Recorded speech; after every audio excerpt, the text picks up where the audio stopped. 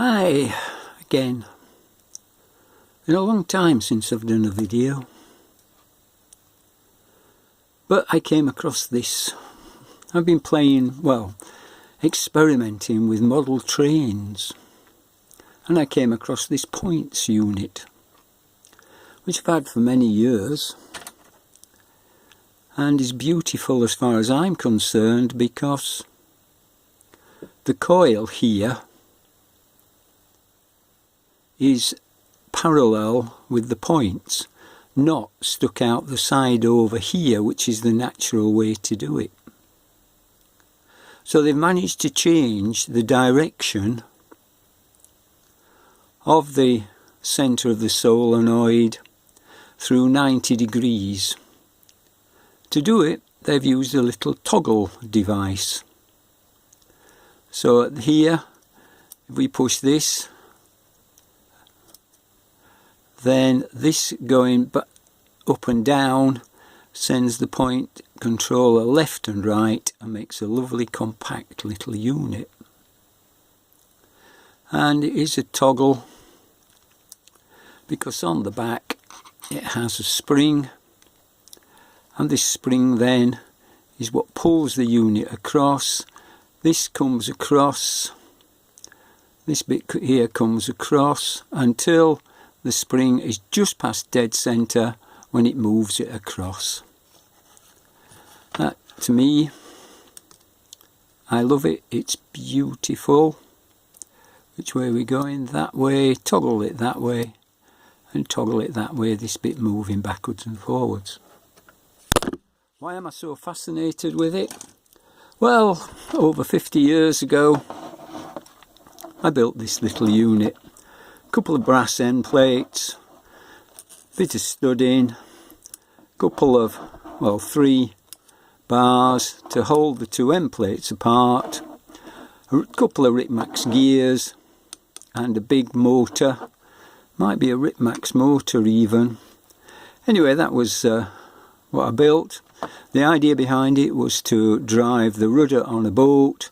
So this would go from side to side, and then as it was here the rudder would be one way, and as it went to this side the rudder would be the other. I put on a changeover switch here, so if it got to the end it would change direction. This is just a standard sort of changeover switch. We'd put positive to these 2 corners and negative to the other 2 corners, and the motor in the centre, so that when the switch is pushed across the motor would change direction. The problem is that these switches are just so sensitive, well, so hard to move, should I say, that the motor wouldn't be able to do it. So on this one I've stripped the switch down, filed the contacts down a lot, put it back together very loosely. And if we try it, if we can find the power, there was some power somewhere. Here we are. Let's try connecting this.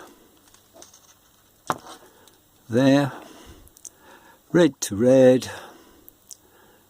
And make sure we get it in the holes. Then that zooms backwards and forwards rather noisily on the table. The problem comes when it's going slow, and if it's going slow it doesn't have the momentum to knock the switch over.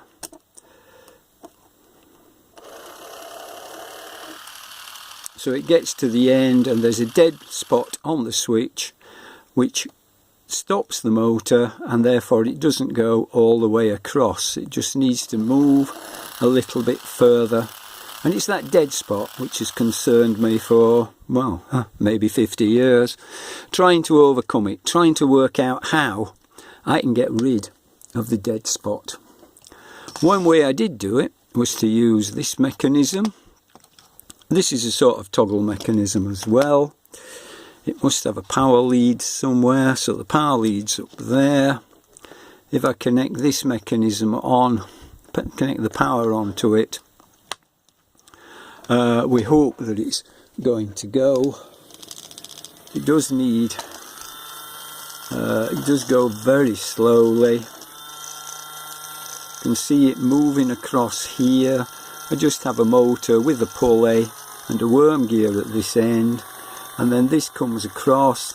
As it's pushing onto this arm, this plate is slowly turning, and this spring is being compressed because this point here is further away than here. If I had to put it on this pivot point, then the spring would never compress and would always stay the same length. Once, let's zoom in a bit. Once then this plate moves, it has an arm on here which bashes into this part here, and that connects to this back plate here, which has two connections on it. These two then go to the motor. At the moment this top one's on the red, so it is positive. Bottom one on negative, so, well, that's negative. But once this is flipped across, this part here is now positive, and this bit up here negative. It's difficult to see, but there is a split between the two. So that then works as a toggle mechanism that is very large and bumbly, and so I wanted to try and reduce the size more in line with the point motor, although I can't get anywhere near that. So I designed this particular one. What this one's got is a similar idea. What we have is a bit of glass fibre printed circuit board, an old bit. It's still got some of the tracks on the back, and instead of a spring I've used an elastic band, but unlike the last model, this elastic band works in tension as opposed to the one before, which worked in compression. So now, as this arm moves across, the elastic band connects from here to here, and therefore this is being pulled this way because the elastic band is shortest there. As this moves across, can we move it across? Then it stretches the elastic band until they're all in a line. The 3 points are in a line. That's this end of the elastic band, this end of the elastic band, and the pivot point here. So that gets stretched until it gets to that point, and then when it's gone past that point, this flips across. The switch mechanism is the same as the one I showed earlier. It just has two arms. This end is negative, this end positive. In this position, this arm which goes to the motor is negative, and this arm which goes to the other side of the motor is positive. So if we try that, we should be able to show, where does it plug in? There's the plug. Make sure we get it the right way round, of course, because if you plug these in the wrong way round, then the switches work the wrong way round, or don't work the wrong way round. Right, so we're moving. So if we look, as it goes across, this arm goes across, pushes it, and this arm flips across quite quickly. Can even slow it down, so it's going very, very slowly, but at the end it moves across.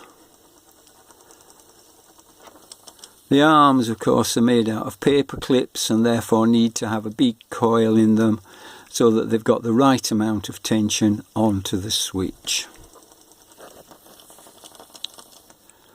Thought that was a bit bumbly, although it's mainly because it's second-hand bits and things, but that works well, does exactly what I want it to do, but couldn't be satisfied with what I'd done.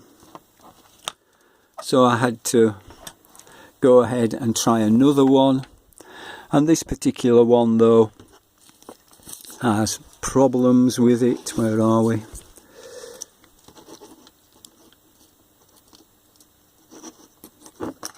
So here we have a battery box, a motor, put a little voltage thing on so we can see what's happening. Turn that on. Then this is the last one that I built,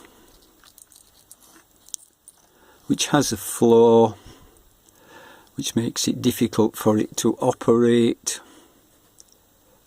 It's a similar sort of idea, an arm which has two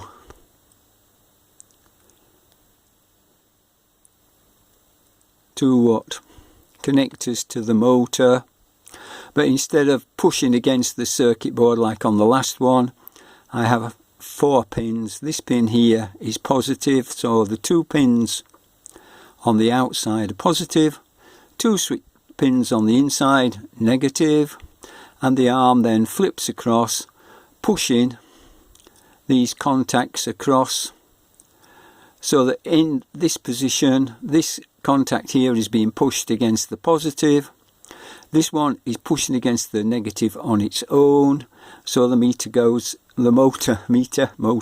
goes in one direction, and when this moves across, then it clicks across, pushes this arm onto the positive, and this arm pushes itself back onto the negative. And that then, if we can switch it on, causes the motor to rotate. So we've got our motor rotating, we've got our arm. If we carefully push the arm across, then it goes across, but don't know if you notice, it stops at that position before this finally flicks across. So when the spring's in the straight line, sort of there, then this isn't enough for this to flick across, but it is enough for this spring arm here. This spring arm then just pushes this contact away across, so the spring arm moves across, and once again I'm back to my old problem of a dead spot. So once again, if it goes fast enough,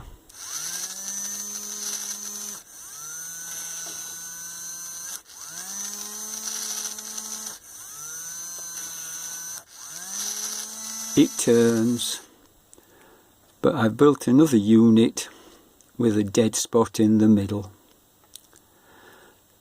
Still, I did build one that worked, and I'm happy with that. And hopefully now I can move on and go back to my railways in the knowledge that I've cracked. It's the problem with magnetism, isn't it? Gets everywhere, especially on these little motors, which the rotor is exposed and the magnets are there, so therefore things keep pushed in to the rotor and stop it working. But that to me is what I've wanted to achieve.